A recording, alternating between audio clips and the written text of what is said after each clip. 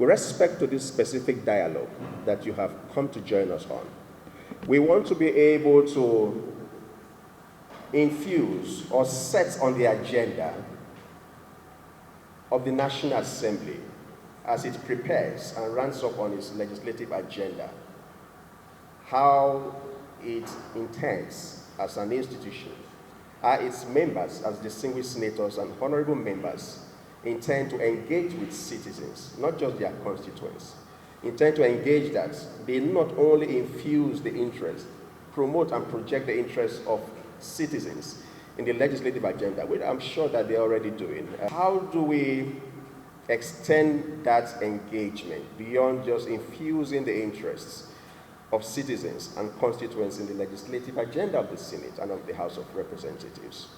How do we evaluate and monitor the implementation of the agenda such that it incorporates the principle? This assembly is resolute in its pursuit of leveraging technology to streamline communication, facilitate access to information, and enable meaningful engagement between citizens and the elected officials. Furthermore, participatory governance is not a mere buzzword for us.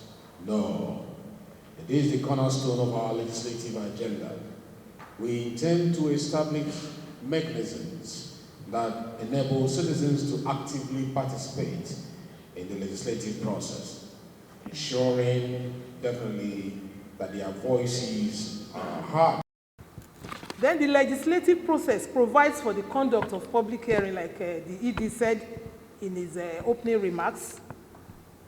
For every public hearing, Nigerians of diverse backgrounds and fields, they are invited and they appear and attend these hearings, either as stakeholders to submit and make oral presentation, or as participants to witness or partake in the process that must be undertaken before a bill becomes an act of parliament. The activity is usually announced in the national dailies and sometimes in the electronic and in the electronic media for wider coverage. It is usually covered by both the print and the electronic media, and in these days of the internet, the information is disseminated with the speed of light.